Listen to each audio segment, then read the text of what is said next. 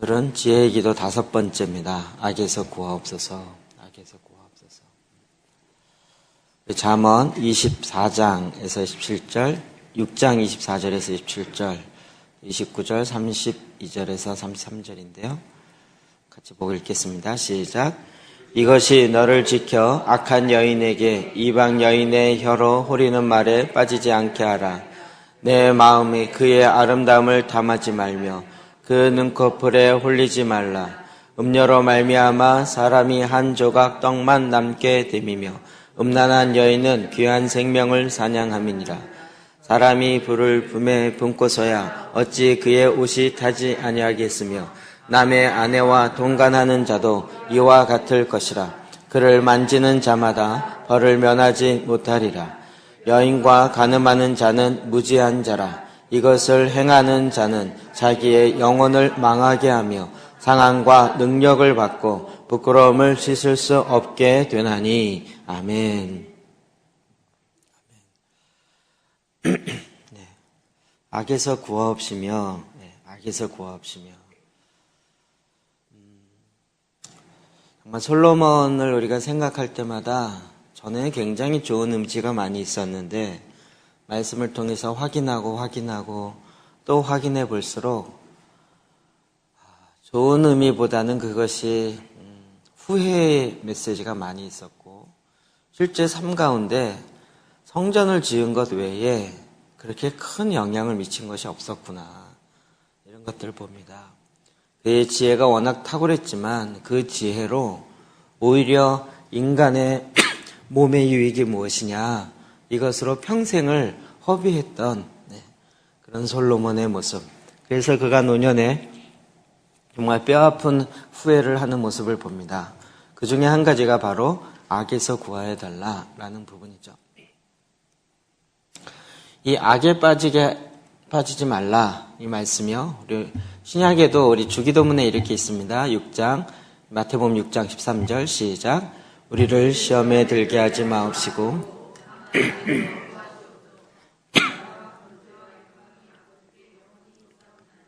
아멘, 아멘.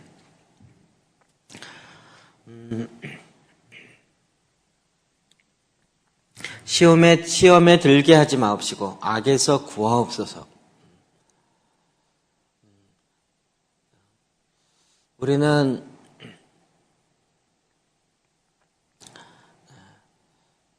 이 악에 빠져 있는 상태를 악이 우리를 시험하러 오고 그 시험에 무너져서 악에 빠져 있는, 그러니까 낙심에 빠져 있는 상태가 정상이라고 생각하는 경향들이 있습니다. 그러나 하나님이 원하셨던 것은 그게 아니죠.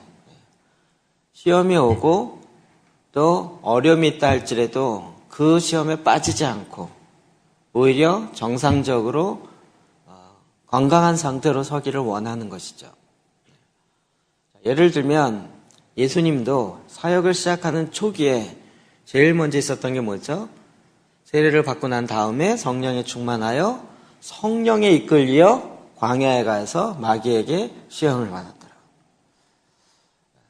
시험을 받는 것 자체가 죄악이거나 그것은 아니라는 거죠. 어떤 면에서 우리가 사역, 하나님의 일을 하기 위해서는 반드시 통과해야 될 테스트가 있는 거죠. 그러니까 우리는 이 테스트를 이렇게 피해갈 수 있는 게 아니라 통과해 가야 되는 거예요.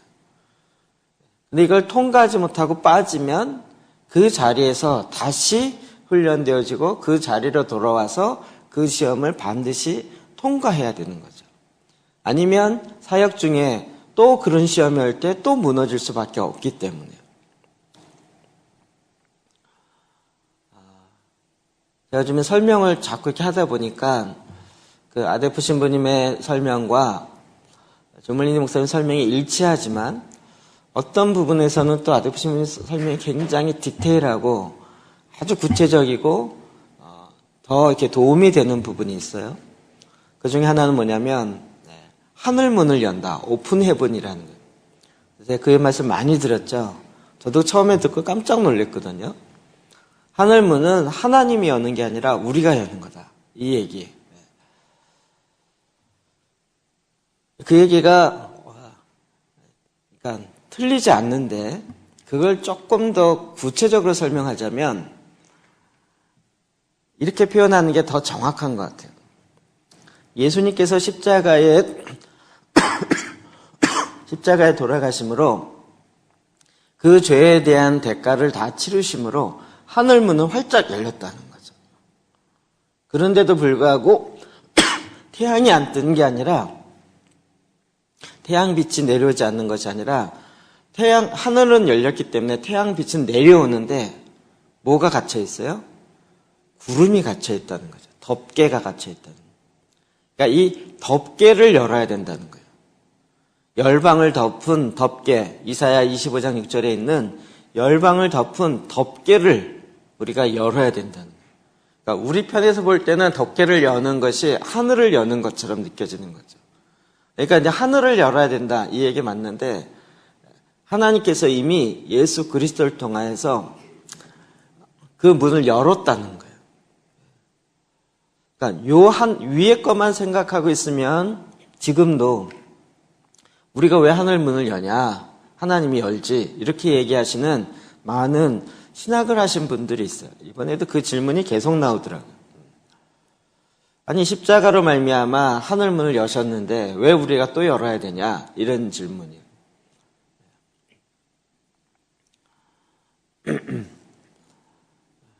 하나님께서 우리에게 원하셨던 것은 우리로 하여금 이 땅을 다스리는데 그럴 때에도 계속적으로 사단이 시험이 오는 거예요. 그랬을 때 우리가 악에 빠지지 않고 그 시험을 통과해내야 되는 거죠. 설명이 좀 훨씬 더 이해가 확 되시죠? 자, 우리가 봤던 잠언 6장 24절입니다. 시작. 이것이 너를 지켜 악한 여인에게 이방 여인의 혀로 호리는 말에 빠지지 않게 하라. 아멘. 정말 솔로몬의 삶을 통해서 이 말을 보면 뭔 얘기인지가 확 느껴지죠. 악한 여인에게 이방 여인의 혀로 호리는 말에. 솔로몬이 이방 여인과 결혼을 몇 명 했어요? 1000명이요. 1000명이 주변에서 악한 말로 호리면, 야, 1000명의 얘기를 다 통과할 사람이 과연 몇 명이나 있을까요? 늘 그래서 빠진 거죠.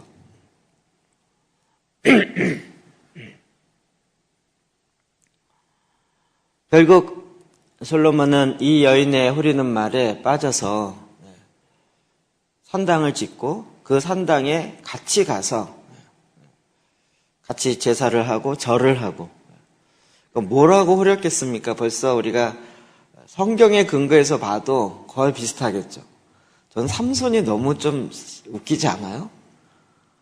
그 힘의 근원을 알려다는 것에 2번, 3번 얘기해 줬는데 그때마다 그 삼손과 드릴라가 그때마다 그 실행을 다 했잖아요.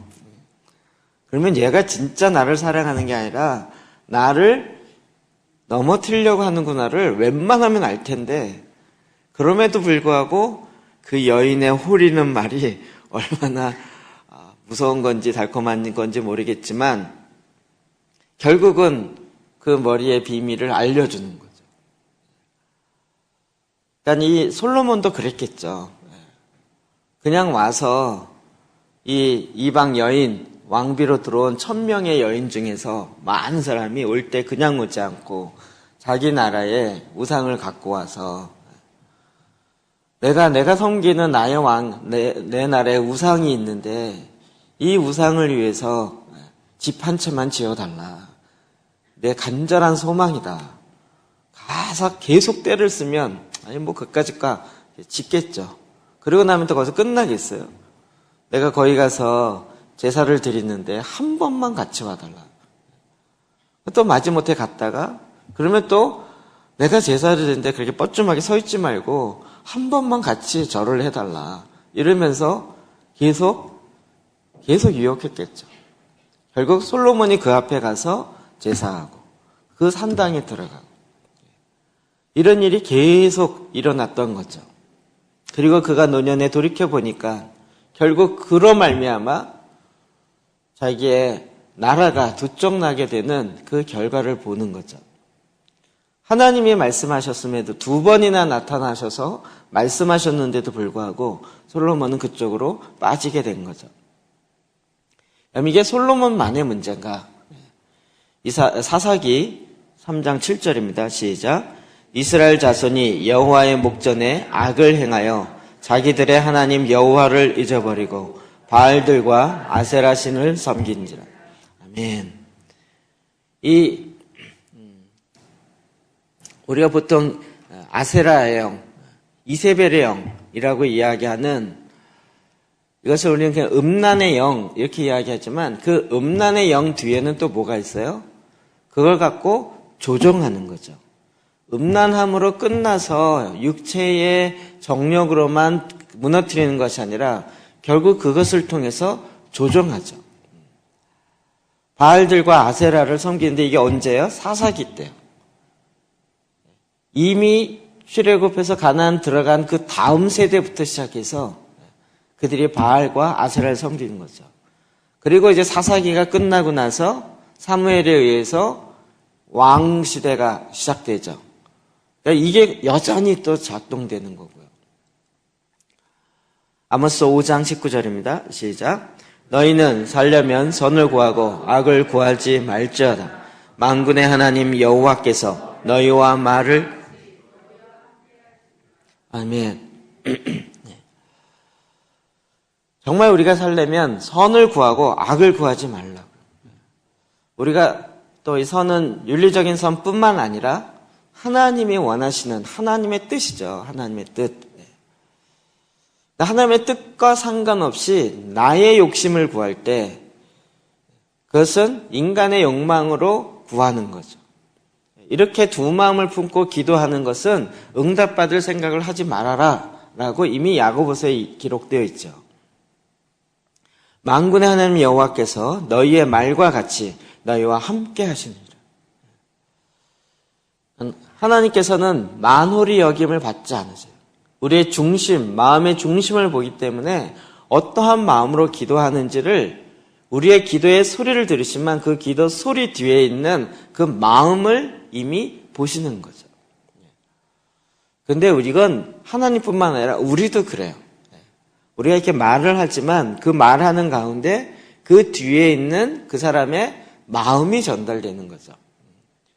이게 그냥 립 서비스인지 정말 마음에서 나오는 이야기인지를 우리가 듣게 되잖아요. 그래서 어떤 면에서 그냥 좋은 얘기 하는 것 같은데도 기분이 나쁠 때가 있고, 이거를 또 검증하는 게 기분이라는 감정의 그 센서죠. 감정의 센서. 하나님께서는 지금도 저와 여러분을 통해서 계속 우리의 마음의 중심을 보세요. 그러니까 우리가 마음을 지켜야 되는 것이고, 마음의 중심에 하나님의 다스림, 킹덤, 하나님의 나라에 대한 그 마음으로 딱 자리 잡혀 있어야 되는 거죠. 누가복음 6장 45절이요. 시작. 선한 사람은 마음에 쌓은 선에서 선을 내고 악한 자는 그 쌓은 악에서 악을 내나니 이는 마음에 가득한 것을 입으로 말함이니라. 아멘. 네. 사실 아주 정확합니다. 내가 하루 중간에 가장 많은 것을 본 게 뭔가를 한번 계산을 해보면 되는 거죠. 내가 제일 많이 본 게 뭔가. 그런 거 한번 해보면 좋을 것 같아요. 24시간을 다 이렇게 비디오로 찍어서 그다음에 그 찍은 걸 갖고 딱 이렇게 분석실에 딱 보내면 이 사람이 잠을 몇 시간 잤고 밥을 몇 시간 먹었고 이렇게 쭉쭉쭉 하면 통계가 쭉 나오죠. 1위, 2위, 3위 이렇게 나오겠죠. 사실은 내가 많이 본 것이 내 눈을 통하여 이 성의 문과 같다 그랬죠. 내 마음에 들어오는 거잖아요. 제가 보기에 기도재단으로 바쁘다고 막 이렇게 뭐랄까 불평할 게 아니라 바쁜 게 좋다니까요. 시간 나면 딴짓 하잖아요. 차라리 말씀 보는 거에 바빠서 시간 나면 또 말씀 봐야지 이렇게 가는 게 낫지. 워낙 널널해갖고 우리 하루에 성경 한 장만 봅시다. 그냥 씩 5분 만에 읽고 끝 다 했어요. 그리고 이제 심지어는 일주일 내 가도 성경을 한 장 안 읽죠. 대부분 옛날 이런 얘기 많이 하지 않았어요? 성경책 갖고 다니니까 늘 차에다 이렇게 딱 놓고 먼지 섞인데 차에다 놓고 한 번도 보지 않고 교회 올 때만 달랑 들고 오고 먼지 툭툭 털어가지고 들고 오고. 그리고 평상시 늘 내가 다른 것을 보고 있는. 그러면 그것에서 내 안에 쌓이는 거죠. 그 쌓인 것이 나를 통해서 밖으로 나오는 거예요. 우리가 시험에 들지 말아라. 악에 빠지지 말아라. 그럼 이것이요, 결국은 통과하는 과정들이 다 있는 것 같아요. 결국 어느 나라를 쫓을 것인가도 우리가 한번 테스트돼요. 나의 나라를 쫓을 것인가. 물론 우리가 악의 나라, 사탄의 나라를 쫓지 않는다는 것에 대해 알아요. 그리고 하나님의 나라를 쫓는다는 걸 알아요. 근데 문제는 아는 것이 아니라 지금 내 마음속에 어떤 나라로 차 있느냐는 거죠. 여기에 자꾸 나의 나라를 만들어 놓고 사단의 나라는 쫓아내고 하나님 나라를 이렇게 자꾸 받아들인다 이렇게 생각하는데 그게 아니고요. 하나님의 나라와 그 외의 모든 거예요, 사실은. 나의 나라를 중립지대라고 보는 순간부터 문제가 생겨요. 이게 회색지대가 돼요. 그럼 이게 넓어지는 거예요.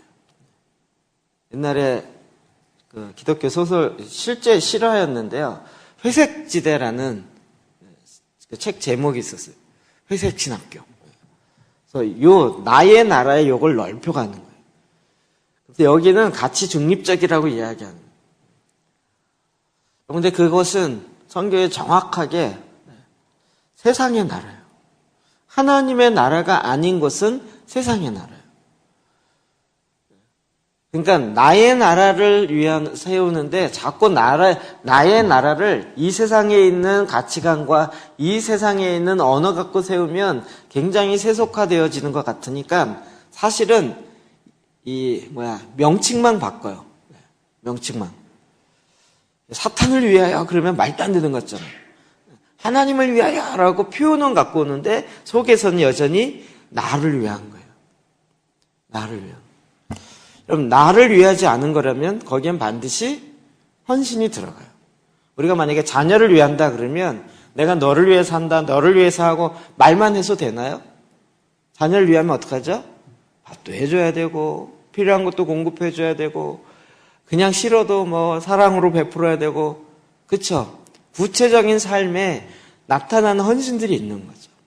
그게 없으면서 그냥 나의 나라에서 하나님을 위하여 하나님의 이렇게 아무리 해도 이 회색지대 안에 있는 나의 나라는 결국은 세상의 나라와 별 차이가 없게 되는 거예요. 그러니까 이게 나라가 테스트돼야 돼요. 내가 지금 정말 소속이 어디인가 뿐만 아니라 그 통치 아래에 있는 거예요. 그 중에 우리에게 또 가장 큰 게 뭐냐면 돈에 대한 테스트예요. 돈. 이 돈. 그래서 내가 돈의 주인인가 돈이 나의 주인인가의 테스트는 꼭 통과해요. 그러니까 통과 못하면 빠지잖아요. 그리고 다시 막 은혜 받고 회개하고 돌이켜서 다시 왔으면 그걸 통과한 다음으로 온 게 아니라 통과하기 직전으로 와요. 그래서 이 테스트를 다시 또 가야 돼요. 그런데 또 못하고 넘어지면 다시 또 밑에 가서 헤매다가 다시 일어나서 은혜 받고 오는데 그 문 앞에. 결국 여기는 통과해야 될 거예요. 그러니까 돈의 주인인가 돈이 나의 주인인가. 이걸 뭘로 알 수 있다 그랬죠? 지갑의 상태에 따라서 내 기분이 어떻게 되는 걸 보면 안다 그랬죠. 지갑에 뭔가 두툼하면 난 그래도 막 풍부한 것 같고 돈이 없으면 나는 왜 이렇게 가난하고 막 이렇게.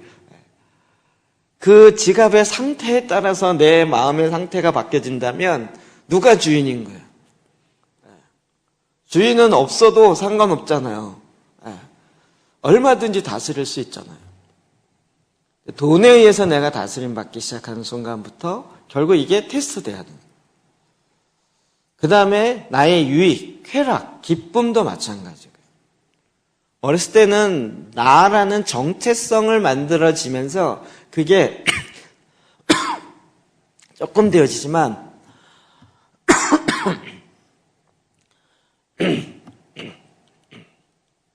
그러나 이건 반드시 우리가 딱 정해져야 될 부분이에요. 그러니까 이것도 사실은 어렸을 때부터 훈련이 돼야 돼요. 공동체적인 것을요. 아무리 아이를 위한 것이라 할지라도 온 가족을 위해서 다른 사람을 배려하고 함께 클 줄 알아야 되는 이건 정말 중요한 것이에요. 우리는 자꾸 잘 크는 것만 생각하는데 잘 크는 것보다 더 중요한 게 뭐죠? 함께 클 수 있는 거예요. 이거 제가 갑자기 생각이 나는데요. 저희 집은 이제 삼형제인데 삼형제가 각자 컸어요. 별로 같이 놀아본 경험이 없이 각자 컸어요. 이번에 각자예요. 가끔 만나서 얘기하면 서로 놀래요. 저런 면이 있어? 나랑 비슷하네? 막 이러면서. 그러니까 저는 늘 혼자 큰 것 같은 느낌이 있어요. 근데 제 결혼 조건 중에, 결혼한 자매의 조건 중에 하나가 뭐였냐면요. 형제가 많은 집에 자매해야 된다라는 조건이 있었어요. 저희 아내가 그 조건에 맞을까요? 틀릴까요? 정확하게 맞아요. 일남 4녀의 마지막. 근데 그 실제는 제가 모르는 상태에서 혼자 있다 보니까 너무 혼자 있는 것에 대한 이게 뭐 독자도 아닌데 거의 혼자 자라다 보니까 그런 것에 대한 뭐랄까 이렇게 실증과 또 안 좋은 것 때문에 형제가 많은 집에 거기서 막 부딪히고 싸우면서 막 이러면서 막 깎이고 막 그러면서 이게 거기에서 사회성과 그렇게 다 배우고 이렇게 그래야 된다라는 환상을 갖고 있었어요. 정말 거기에 딱 3가지 조건이 있는데 다 부합하더라고요. 할렐루야. 그리고 이제 딱 결혼해서 처갓집을 딱 갔는데 10년 동안 말을 못했어요. 그 싸움통에 제가 못 끼어들겠더라고요. 근데 제가 볼 땐 싸우는 건데 거기는 대화예요. 느낌이 다른 거예요. 왜 저보고 말을 안 하는데 내가 왜 싸워야 되냐. 저는 이렇게 느낌이 그런 거고요. 야, 이런 게 다르구나. 정말. 그러니까 이게 자아에 대한 문제도요. 어렸을 때부터 이게 아니고요. 이게 같이 커가야 돼요. 여러분 주일날 우리 오후 예배 드릴 때 애들끼리 여기서 막 놀잖아요. 지지고 볶고 막 싸우고 난리치잖아요. 제가 보기엔 인생의 그 어떠한 교육보다도 최고의 교육이라고 생각해요. 지들끼리 싸우고 막 하다가 또 화해하고 막 뒤지고 볶고 깨지고 막 이러면서 그건 정말 최고의 교육이에요. 왜요? 그렇게 어울러서 지들끼리 자기네들 세계에서 이런 걸 해보질 못했잖아요. 어렸을 때 막 소꿉놀이 하면서 엄마하고 뭐 아빠하고 이러면 그게 다 사회성 훈련이거든요. 제가 교육학 했다 그랬죠. 교육학이 굉장히 중요한 게 뭐냐면 커리큘럼도 있지만 히든 커리큘럼이라는 게 있어요. 학교를 보낼 때 학교에서 나오는 그 학과목을 배우는 것뿐만 아니라 학교라는 구조 안에서 배우는 친구를 사귀고 그와 함께 일어나는 많은 문제를 배워가는, 즉 사회성과 뭐 EQ와 뭐 SQ와 이런 것들을 배워가는 숨겨진 커리큘럼, 히든 커리큘럼이에요. 근데 지금 학교는 이걸 싹 무시하고 이것만 갖고 얘기하니까 지식정보 학원처럼 돼버렸잖아요. 하나님이요, 우리 모두에게 이런 걸 통해서 뭘 해요? 애들이 자라면서 벌써 내 생각을 양보하고 같이 받아들이면서 이게 되어야 함께 놀 수가 있구나, 이런 걸 배우는 거죠. 똑같이 우리도 주님의 사역을 해나갈 때 거기에 필요한 성품들이 있는데 그 성품을 위해서 하나님이 훈련하세요. 그리고 그 성품이 정말 대대로 되어 갔는지를 테스트하도록 허락해 주는 거죠. 그때 통과해야지 빠지면 안 돼요. 그러니까 이런 테스트가 없게 해 주십시오. 이거는 문제가 있는 거예요. 통과하게 해주십시오. 두 형제가 와서 너무 마음에 좋더라고요. 저는 이렇게 젊은 애들을 보면 좋더라고요. 위로의 말로 한마디 하면 앞으로 재수하지 않은 애하고는 거의 놀지를 마요. 재수는 필수예요. 나도 재수했거든요. 얘기를 해보면 나중에 알아요. 얘기해보면 재수한 아이와 안 해본 아이는 대화가 달라. 한번 인생이 팍 꺾여갖고 와, 내가 이게 내 마음대로 안 되는 게 너무 많구나라는 걸 벽에 부닥쳤다가 탁 해서 한번 넘어졌다가 일어나 본 사람과 그렇지 않고 그냥 승승장구하고 막 확 갔던 애들하고는 벌써 달라요. 얘네들 자신감 있어 보이는데 그에게 뒷병에 뭐가 있냐면 엄청 교만해요. 지뱉기 모르고요. 굉장히 이기적이고 이런 경우가 굉장히 많아요. 다 그렇다는 건 아니고요. 그러니까 우리는 보기에 난 실수다, 실패다 이렇게 될지 모르지만 그게 나로 하여금 훈련하는 훈련의 과정이에요. 그래서 넘어지는 게 뭔지를 알고 그리고 그 훈련의 과정들을 통해서 거기에 필요한 성품이 뭔지를 아는 거죠. 문제는 그 시험이 없게 해달라고 기도하는 것이 아니라 그 시험에 빠지지 않도록 기도하는 거예요. 그러니까 내 마음의 훈련이 딱 잡혀 있으면 그런 거 와도 마음이 딱 잡아 있기 때문에 난 상관없어 툭 치고 넘어갈 수 있는 거예요. 솔로몬에게 있어서는 가장 다가왔던 것이 음란함이죠. 그래서 29절, 6장 29절 시작. 남의 아내와 통관하는 자도 이와 같을 것이라. 그를 만지는 자마다 아멘.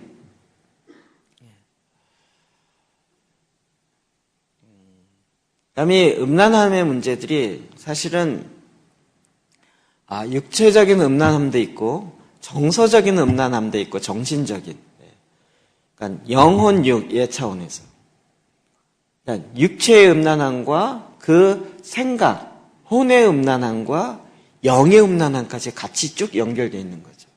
영의 음란함은 뭐죠? 하나님과 하나가 되게 되어 있는데 하나님과 아닌 사탄과 하나가 되는 거죠. 우리 하나됨을 되게 어려워하는데 반대를 생각하면 좀 쉬운 거예요. 사단의 생각과 내 생각이 같아. 말하기도 좀. 사탄이 주는 생각은 너무 쉽게 받아들이는데 하나님 주는 생각은 잘 안 받아들여요. 이게 이 안에서 싸움이 일어나기 때문에 그런 거죠. 그냥 이 육체적인 음란함이 육체의 음란함으로 끝나지 않는 거죠.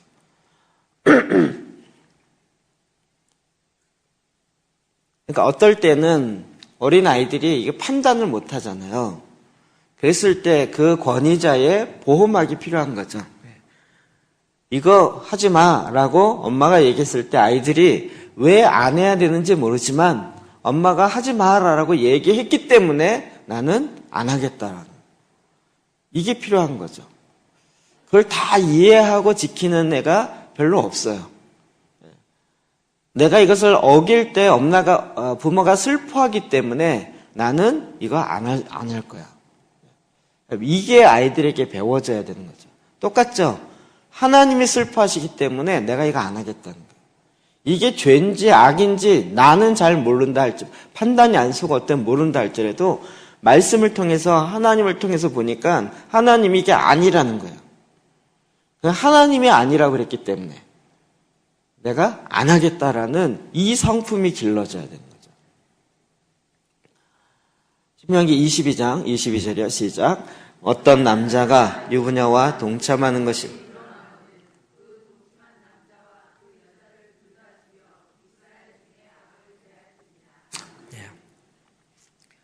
그러면 동침한 것만 갖고도 죽이라고 그랬어요.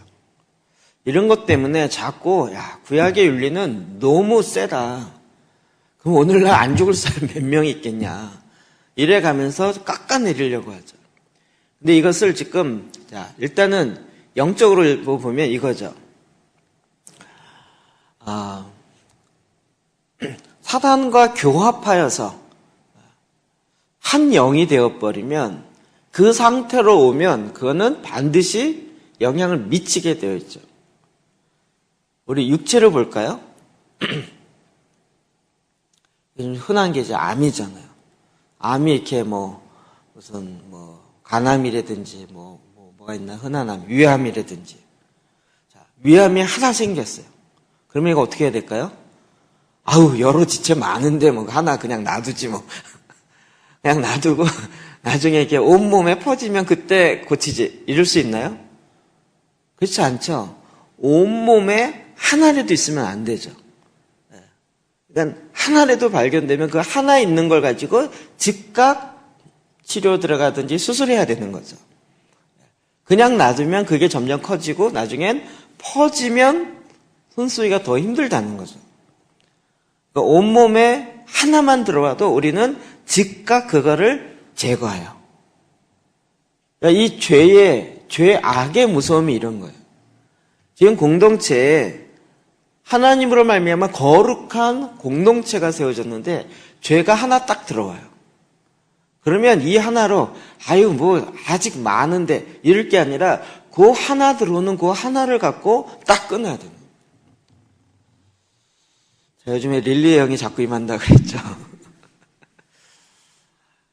이게 필요한 것 같아요. 오늘 아침에도 어제 저희가 하여튼 1시 반까지 했으니까 3시간 반에 이제 회의를 했어요. 많은 얘기를 했는데 회의를 하고 나면 이제 머릿속에 정리를 해야 되기 때문에 쭉 이렇게 정리를 하는 가운데 탁탁탁 몇 개의 말이 마음에 탁 걸리더라고요. 옛날 같으면 그냥 넘어갔을 텐데 릴리의 영이 임하셔서 안 되겠더라고요. 그래서 곧바로 카톡을 했어요.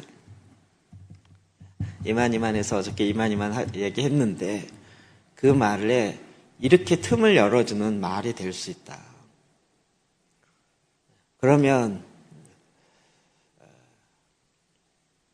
장문의 카톡을 아침에 보내느라고요. 계속 몇몇 사람들에게 쭉 보냈어요. 감사하게도 그분들이 다 무슨 말인지 100% 동감하고 이해한다고 그러면서 이제 이렇게 사과의 말도 하고 혹은 그런 이렇게 틈을 열어놓게 될 거에 대해서 우리가 이런 경우가 많아요. 저도 그런 실수 많이 하는데 내 말이 옳다라는 것을 증명하기 위해서 상대방을 깎아내리고 내 말을 하게 되는 거죠. 그러니까 상대방을 깎아내리는 이유는 뭐냐면 나의 옳음을 드러내기 위한 거예요. 그냥 내가 이만임에서 이렇다라고 얘기하면 되잖아요. 근데 이렇게 얘기해서는 안 받아들여질 것 같으니까 이거 틀렸으니까 이게 옳다라고 얘기하는 거예요. 이런 화법이 있거든요, 말은. 제가 그런 걸 많이 썼기 때문에 과거에 그런 걸 이제 안 쓰려고 많이 노력하지만 그럼에도 불구하고 자꾸 드러나는 경우가 있어요. 그러면 그 말은 뭐죠? 자기가 말하려는 의도와 상관없이 상대방을 깎아내리는 이거 자체가 얼마나 큰 문제인지를 감지를 못하는 거죠. 이게 상대방을 깎아내리는 게 결국 공동체의 하나됨을 깨트리겠다는 거예요. 틈을 열어놓게 되는 거거든요. 이런 부분이죠. 그러니까 이제 목사님이 이런 의도에서 이렇게 얘기했다는 거 아는데 그러나 그 전에 얘기했던 이 말들이 지적하며 상대방을 깎아내리는 말이 돼버렸다고요. 그래서 틈을 열어놓고 이런 틈이 처음엔 그냥 틈이에요. 바람이 그냥 조금 슬슬슬 들어오는 정도예요. 이게 사막에 낙타코가 같다 그랬죠. 사막에 밤이 되면 너무 추우니까요. 낙타가 주인님 죄송한데요. 주인님이 자고 있는 그 텐트 안에 이 따뜻한 공기 마실 수 있도록 코만 들여놓고 살게 해주세요. 자게 해주세요. 이러는 거예요. 그래서 그거 이렇게 봐줬더니 좀 있다 코는 괜찮은데 머리가 시려워서 머리만 좀 있다 보면 그 텐트 안에 낙타가 자고 있고 주인은 텐트 밖으로 쫓겨내는 그 꼴이 되는. 그러니까 뭘 끊어야 돼요? 처음을 첫 번째 일어나는 걸 딱 끊어야 돼요. 그러니까 이게 너무하다 너무하지 않다 이 차원이 아니고요. 지금 죄의 문제, 우리 몸 안에 세균이 들어오는 것과 같은 거죠. 잠언 6장 27절 28절 시작. 사람이 불을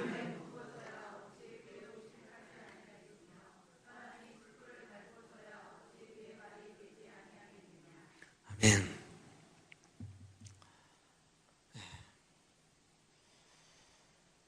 어찌 불을 품에 품고서 어찌 그의 옷이 타지 아니하겠습니까?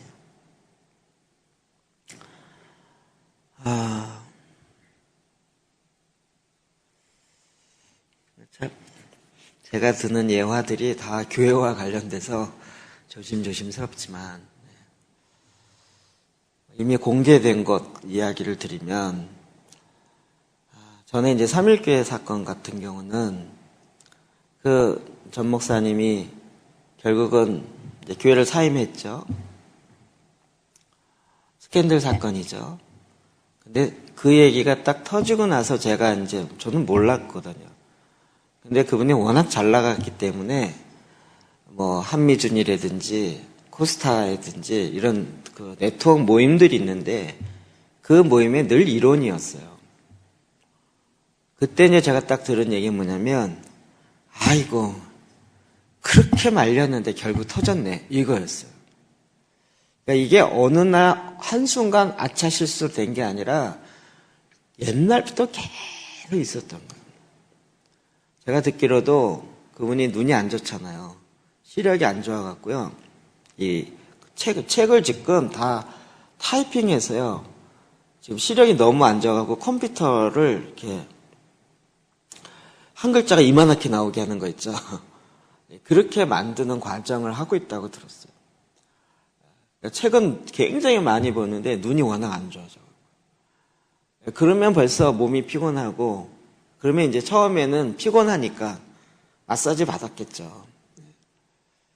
그거 풀어주다가 나중에는 여전도사님이 해주고 들어왔던 뭐 성도가 해주고 그러다가 점점 강도가 세지는 거거든요. 근데 그게 본인은 몰라요. 주변에서 그러지 말라고 계속.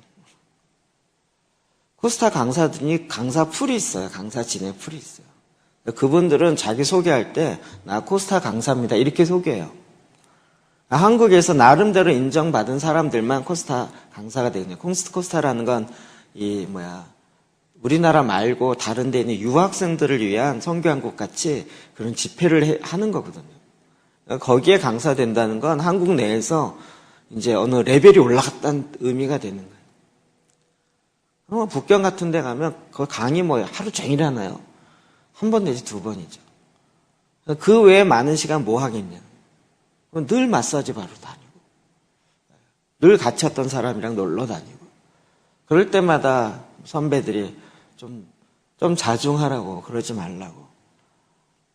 그러니까 이게 어제 오늘의 문제가 아닌 거예요. 그러니까 마음에 불을 품고 있는 거예요.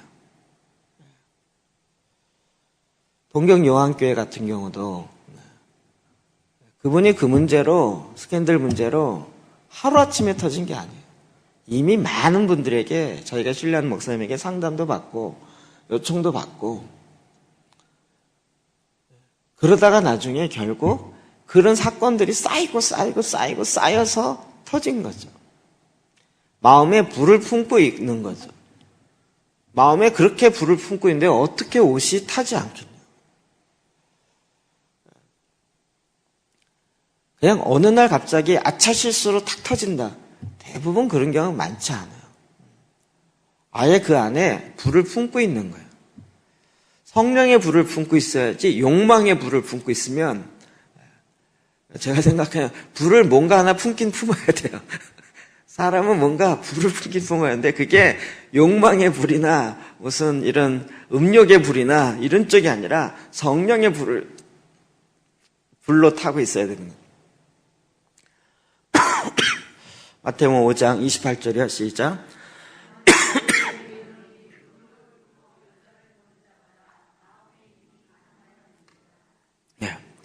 예. 주님이 이게 너무한 기준이 아니라 그 문,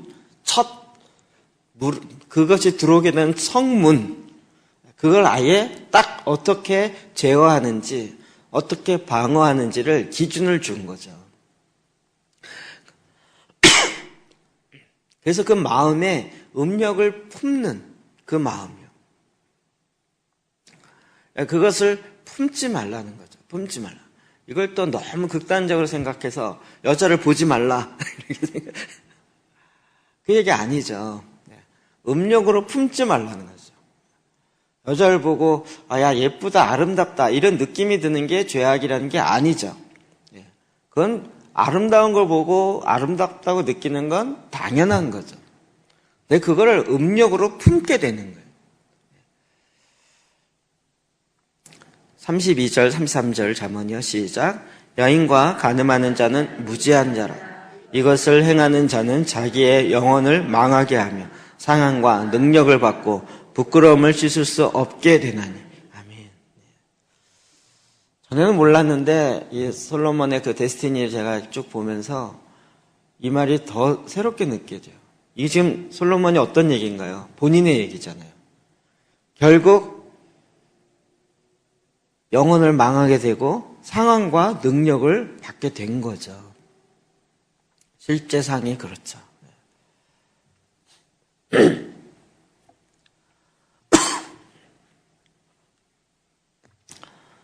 되게 재밌는 건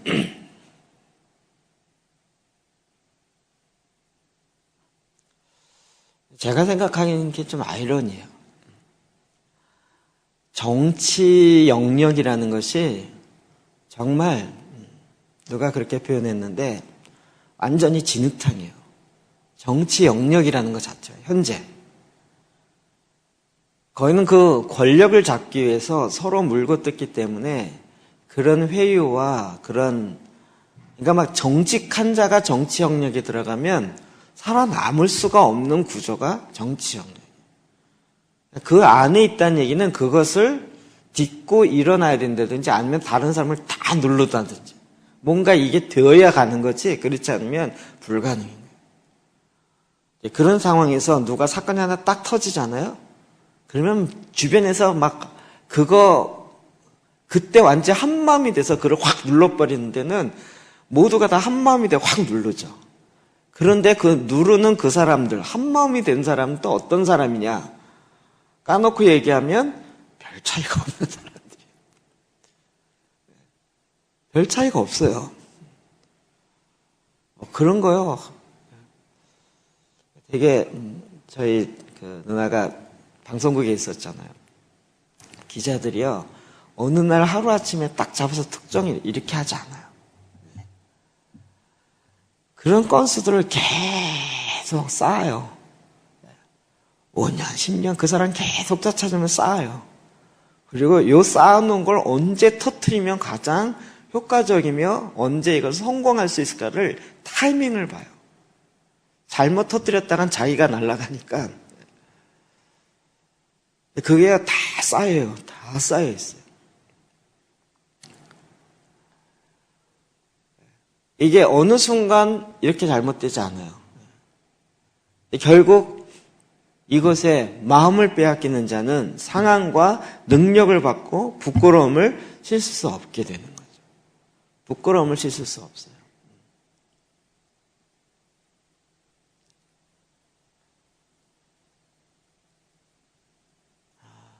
우리가 이 영역에 있어서 작동하는 악의 영들이 있습니다. 26장 25절 26절 봅시다. 시작. 내 마음에 그의 아름다움을 담하지 말며 그 눈꺼풀에 올리지 말라. 음료로 말미암아 사람이 한 조각 떡만 남게 됨이며 음란한 여인은 귀한 생명을 사냥함이니라. 아멘. 음란한 여인은 귀한 생명을 사냥함이라. 여러분 그거 자기 자신이 가장 아름답다라는 것만으로 만족하지 않아요. 결국 자기가 그 생명을 탐하게 되는 거죠. 근데 이 사회는 이런 하나님의 말씀을 받지를 않아요. 계속 이 세상의 문화, 풍조가 이게 지금만 그런 게 아니라 그때도 그런 거죠. 여러분, 세례 요한이 왜 죽었어요? 헤롯이 자기 동생의 아내니까 어떻게 되죠? 죄수요. 예쁘니까 취했죠. 그런데 이 헤롯은 세례 요한을 되게 선지자로 인정하고 무서워했잖아요. 세례 요한이 그거를 죄라고 지적하니까 거기에 대해서 두려워했어요. 이걸 누가 싫어했어요? 이 헤로디아가 싫어한 거죠. 그럼 우리가 생각하기에 헤롯이 음란함을 품고 이 여인을 취했다는 것도 있지만, 그러나 이 여인도 공동범죄자 아닐까요? 공동범죄자 아니겠네요. 그러니까 결국 이 세례 요한을 누가 죽여요? 헤롯이 죽이는 것 같지만 이 헤로디아의 말에 의해서 죽이죠. 그 생명을 빼앗죠.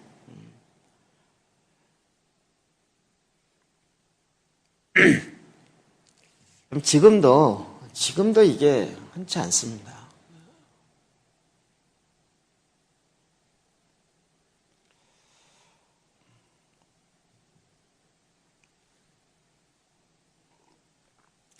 제가 아는 스토리 중에 하나가 굉장히 재밌는 스토리인데요. 나중에 역사가 어떻게 평가할지는 잘 모르겠어요. 우리 누구지?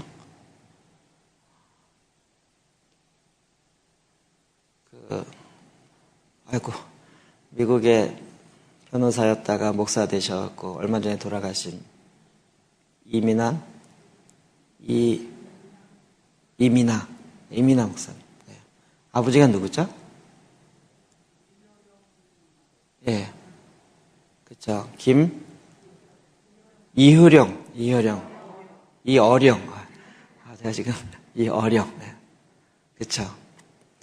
근데 이민아 목사님의 첫 번째 남편이 누군지 아세요? 예. 그리고 그 사람이 이혼하고 나서 누구랑 결혼했는지 아시죠? 예. 스토리 깨고 계시네요.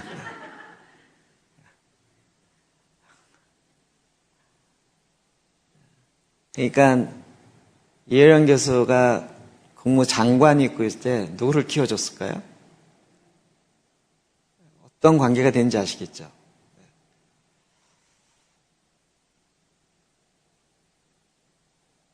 그리고 지금은 이렇게 됐어요. 그 사이에 정말 많은 얘기가 있어요. 엄청나게 많은 얘기가 있어요.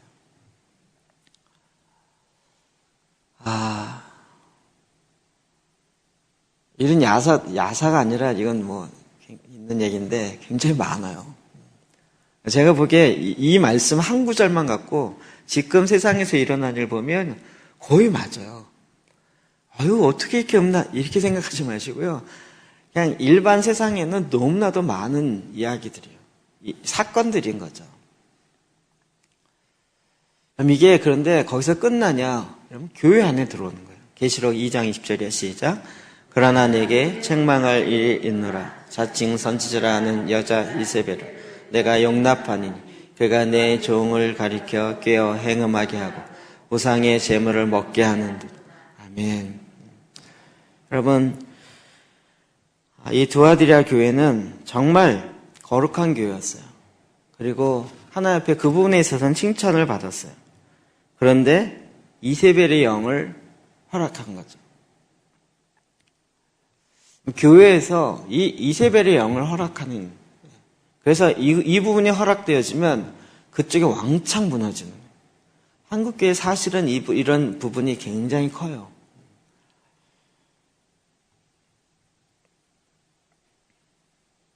농담인데요. 농담. 제가 이렇게 몸이 많이 굳어 있거든요. 그래갖고 많은 사람들이 저보고 이걸 근육을 풀어줘야 된다고 마사지를 받으면 좋다는 거예요. 근데 저는 마사지를 받아갖고 좋아본 적이 없어요. 아프기만 하지. 너무 아파요. 맨날 엄살한다 그러는데 아프다니까요. 이게 안 아플 때까지 풀려야 된대요. 근데 저는 너무 아픈 거예요. 그러다가 이제 지난번에 손 때문에 병원 입원하고 나서 들은 얘기가 저한테 복음처럼 들렸어요. 제가 혈관통이 있다는 거예요.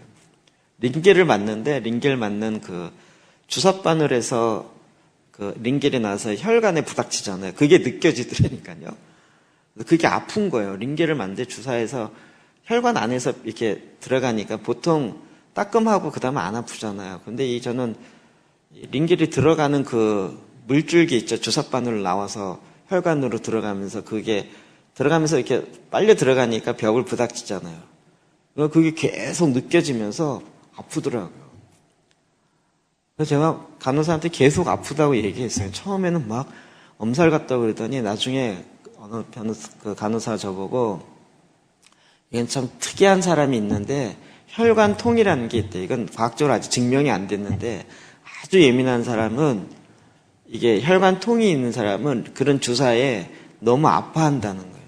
그러니까 아마도 환자는 그런 것 같다고 저한테 얘기를 하는 거예요. 근데 제가 이게 저한테 복음처럼 들린 거예요. 저희 딸이 이렇게 툭 쳐도 아파요. 누가 이렇게 툭 쳐도 저는 되게 아프거든요. 때리지 말라 했는데 뭘 때렸냐고 그냥 이렇게 툭 건드렸지 그러는데 저는 그게 너무 아파요. 그래서 저는 참 특이체질이라 싶었는데 그런 생각했는데 이 말씀 보다가 갑자기 이것도 감사하다는 생각이 들었어요.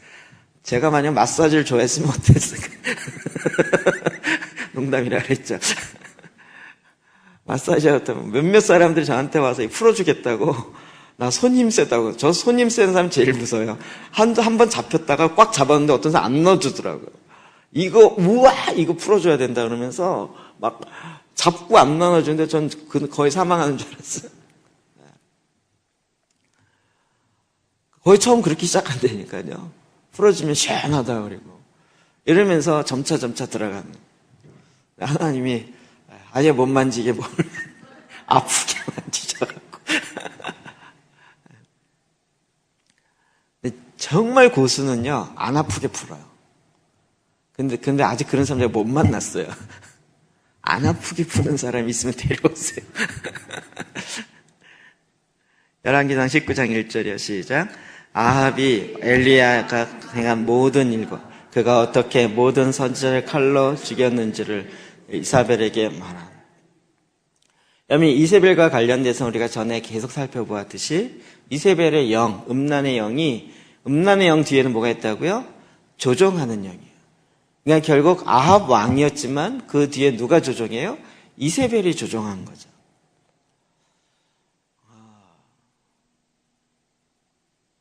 제가 이제 이 세계를 모르다가 좀 알고 나서 보니까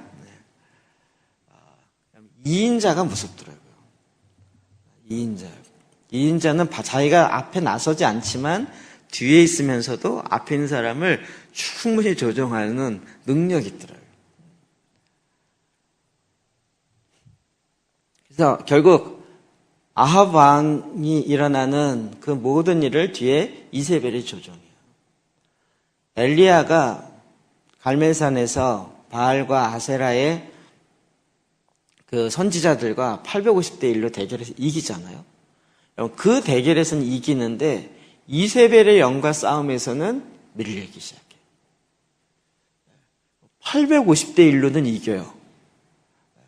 그런데 이세벨이 그 다음에 이 엘리야를 향해서 죽이겠다고 달려들 때는 엘리야가 로뎀나무 밑에 숨어서 내 생명 걷어달라 그러면서 더 이상 힘을 못 써요. 그때 하나님이 엘리야를 통해서 일하지 않고 그 다음에 예후를 통해서 일하죠. 예후가 어떻게 합니까? 이세벨이 예후를 또 꼬시죠. 내가 평안하냐?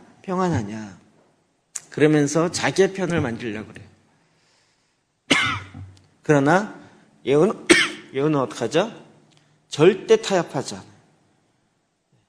사실 절대 타협하지 않는 건 좀 힘들어요. 조금치에도 유도리가 없다. 이러면 굉장히 힘들죠. 근데 예후는 그때 절대 타협하지 않고요. 그대로 결국 이 이세벨을 그의 시종을 통해서 들어서 던져갖고 떨어져서 죽게 만들죠. 마지막 시대에 우리가 예후의 영, 그러니까 또 이거 어떤 사람 되게 싫어하던데, 예후의 마지막은 안 좋아요. 마지막은 그렇게 좋지 않았어요. 근데 이 이세벨과 타협하지 않는 그 정신, 이게 필요하다는 거죠. 이 세상과 어떠한 것도 타협하지 않는 그 마음. 하나님의 말씀 가운데 딱 서 있는 그 마음. 제가 이번에 어제 모임 때문에 이제 대만 갔다 온 것들을 좀 정리해야 돼서 정리를 계속 좀 무리해서 이렇게 하다 보니까 릴리의 영은 약간 예후의 영 비슷한 느낌이 들었어요. 타협하지 않아. 딱. 그리고 이건 여자의 독함이 있는 것 같아요. 거기도 간증 숱하게 하거든요. 어떻게 이렇게 간증을 많이 할까? 전 그게 고민이에요. 왜냐하면 저희 교회 간증하다가 안 하잖아요. 간증 때문에 시험에 드는 일이 있다 그래서 그게 이제 공동체적으로 제가 그거를 릴리 목사한테 이야기했었거든요. 그랬더니 그때 뒤로 물러가지 말고 뚫고 나가야 된다 이렇게 얘기하더라고요. 간증을 하고 나니까 여러분이 이제 앞으로 할 건데 여러분이 이걸 공동체적으로 잘 이렇게 분위기와 수준을 만들어야 돼요. 누가 간증하고 나면 꼭 가갖고 아우 좋겠네. 자기는 나름대로 칭찬과 어떤 뭐 격려나 위로의 말 이런 걸로 툭툭 하는데 그 말하는 말투와 말하는 그 마음의 뒷배경에 자기의 상처가 드러나는 경우가 많아요. 아우 좋겠네 뭐 이러면서 이제 이렇게 이야기하는데 그 간증한 사람이 그래서 간증하고 나서 상처받는 경우가 되게 많아요. 그런 것 때문에 이제 좀 후유증이 심해서 저희가 좀 멈췄는데 이게 이제 저의 마음의 약함이죠. 그 릴리 목사님은요 계속 여자는 한번 무서운 게 있더라고요. 그게 안 하면 안 되도록 분위기를 만들어서 계속 쪼아대는 게 있더라고요. 어제 허천임 목사가 그 얘기를 한 거거든요. 어떻게 말씀대로 사는데 간증이 안 나올 수 있냐고. 간증 안 보내? 안 보낸 사람 다 나한테 불러와 이래가면서 우리는 못 알아들었는데 우리 허천임 목사는 중국어 되니까 그걸 알아들었더라고요. 그래갖고 안 보낸 사람 없도록 그 분위기가 돼 있어가지고요. 간증 3개월에 한 번씩 간증이 가야 되는 거예요. 어떻게 말씀대로 사는데 하나님의 역사가 없을 수 있냐는 거예요. 이건 말씀대로 살지 않은 거라는 거예요. 말씀대로 살다면 반드시 간증이 나올 수밖에 없다는 거예요. 근데 이렇게 일하는 간증에 대해서 절대 타협하지 않고 그리고 엉뚱한 공격으로 가지 않도록. 그러니까 이걸 모든 사람이 다 간증하게 해야지 한두 사람이나 몇몇 사람들만 하게 되면 안 하시는 분들이 자꾸 이상한 얘기 하는 거예요. 우리 모두 다 하는 분위기로 갑시다. 노맨이세요? 모두 다 가는 분위기로. 모두 다. 네, 그렇죠? 그래서 간증하고 나면 하나님 일하셨네. 할렐루야. 이렇게 얘기해야지. 아유 누군 좋겠네. 뭐 이렇게 가지 마시고. 마치 이웃집 여인 얘기하듯이 그렇게 얘기하지 마시고 하나님이 일하셨고 하나님이 역사하셨다. 정말 당신 가운데 일하신 하나님의 역사로 인해서 감사가 넘친다. 이렇게 표현을 하셔야 된다. 절대 타협하지 마시고요. 그래서 하나님의 일하심이 그의 삶 가운데 드러나도록. 여러분 아시겠죠? 하나님의 말씀의 기준과 그 기준을 낮추지 말고 그 말씀 속에 서서 타협하지 않으려고 딱 쓰는 거죠.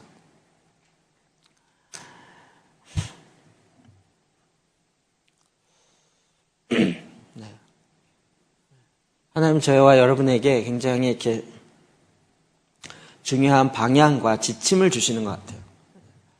하나님 이미 우리에게 주셨는데 모르는 게 아닌데 우리가 어느 시점에서 딱 놔버리고 너무 쉽지 않고 막 반발이 이렇게 일어나니까 이제 거기에 놔버렸던 많은 것들을 다시 좀 기억나게 하시고 생각나게 하시고 또 릴리 목사님의 이 메시지나 그 교회에서 모습이 그런 면에서 우리에게 굉장히 큰 도전이 됐던 것 같아요. 그리고 그게 된다는 거죠. 그런 거죠. 이렇게 안 되기 때문에 포기했는데 되는 사람 보면 되네? 이게 되는구나. 그러면 우리도 할 수 있겠다. 이 생각을 갖는 거죠. 정말 이게 무슨 신령한 그 무엇이 아니라 가장 기본적으로 지켜져야 할 것들. 그래서 우리가 지켜나가자는 거죠. 그래서 이런 이세벨의 영이 우리 가운데 들어오는 첫 틈, 첫 발자국, 이거를 허용하지 않고 정확하게 타협하지 않고 끊어서 하나님이 우리에게 말씀하신 대로 내가 거룩하니 너희도 거룩하고 내가 온전하니 너희도 온전하라는 그 말씀의 기준을 낮추지 아니하고 원래 그대로 하나님 말씀하신 그대로 다시 우리가 회복해야 하나님의 이 모든 하나님의 명령을 다 원상으로 회복할 수 있는 거죠. 자, 우리가 이 지혜 앞에 나가서 하나님께 나가 구합시다. 네. 우리가 단지 여기 솔로몬은 지금 음란이라는 것에 더 많이 두었지만 악에서 나를 구하여 주십시오. 악에서 구하옵소서. 이 믿음으로 서서 다시 한번 주님 앞에 나가 우리의 모습을 돌아보고 서서 주님 앞에 나가 기도합시다. 우리 같이 함께 믿음으로 이 말씀 의지하여 주님 앞에 나가 기도하시겠습니다.